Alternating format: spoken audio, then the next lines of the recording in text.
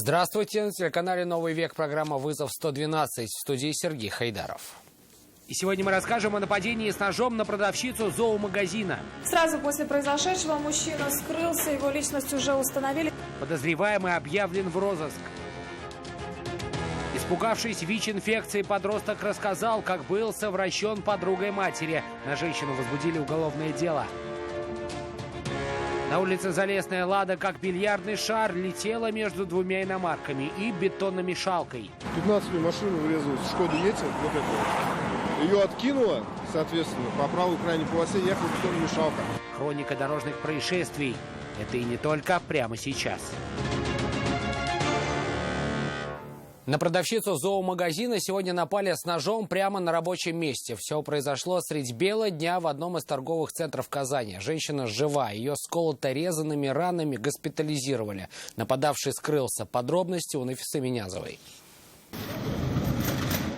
До середины дня этот магазин был открыт, проходимость у него хорошая, находится прямо у входа, поэтому сотрудники центра, когда услышали крики, не сразу поняли, что ЧП произошло в зоомагазине. Но когда зашли внутрь, увидели, что продавщица вся в крови. Тут же вызвали скорую помощь и полицию. О случившемся сотрудники торгового центра предпочитают не распространяться. На Ямашева там что-то ЧП какое-то случилось, он закрылся что-то срочно. Как стало известно, около 3 часов дня в магазин зашел мужчина. Предположительно, он и напал на девушку с ножом, нанеся ей колото-резанные раны. Пострадавшую госпитализировали, магазин для покупателей закрыли. Там работают следователи. Сразу после произошедшего мужчина скрылся, его личность уже установили. Сейчас ведутся поиски. Известно, что это был супруг пострадавший.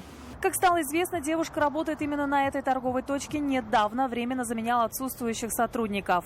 Нет, она не первая, она вообще с другой точки, и несколько дней она должна была просто там выручить. Причины нападения сейчас устанавливают следователи, им же предстоит квалифицировать действия мужчины. После этого будет решаться вопрос о возбуждении уголовного дела. Нафиса Минязова, Константин Бушуев. Вызов 112.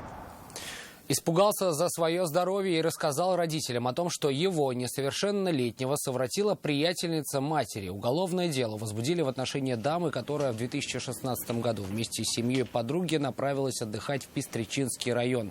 И ночью спать ушла вместе с ее детьми, мальчиком и девочкой. Согласно уголовному делу, когда девочка уснула, женщина совратила 13-летнего мальчика. Об этом подросток решил рассказать лишь в этом году, когда услышал разговор матери о том, что та женщина была заражена ВИЧ-инфекцией.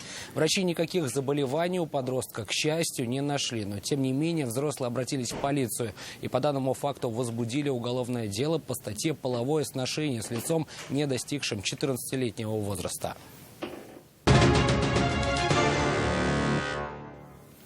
Отвлекся на секунду и спровоцировал серьезную аварию с участием 4 машин. Крупное ДТП произошло вечером на улице Залесная. «Ладу» 15-й модели протаранила сзади «Шкода», после чего отечественный автомобиль отлетел на бетономешалку, а затем и на другую иномарку. Подробности происшествия у Ленары Гинатуллина. А вы один ехали? Да.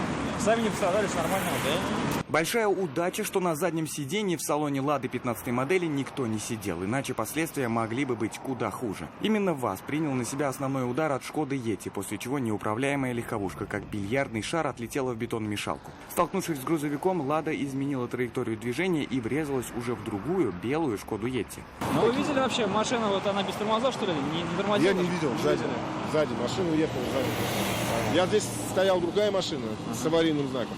Я притормозился и пропускал встречный, не встречный, а параллельный поток пропускал. И вот почувствовал удар.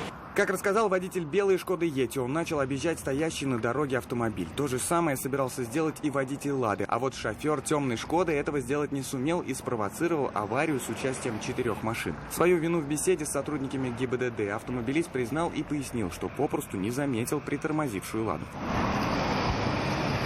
2 из 4 автомобилей потребовалась помощь эвакуаторов. Стоимость ремонта каждого еще предстоит подсчитать. Ленар Гинатуллина, Айрат Назипов, Наиль Абдулин. Вызов 112. А в 100 метрах от этой аварии по такому же принципу столкнулись еще 2 автомобиля. Из-за несоблюдения дистанции водитель Kia Ceed въехал в Hyundai Solaris. Споров о виновнике аварии у водителей не возникло, и оба намеревались оформить происшествие без помощи автоинспекторов. Вот только добраться до центра оформления ДТП обоим было не так-то просто. Агуль Бутрудинова продолжит.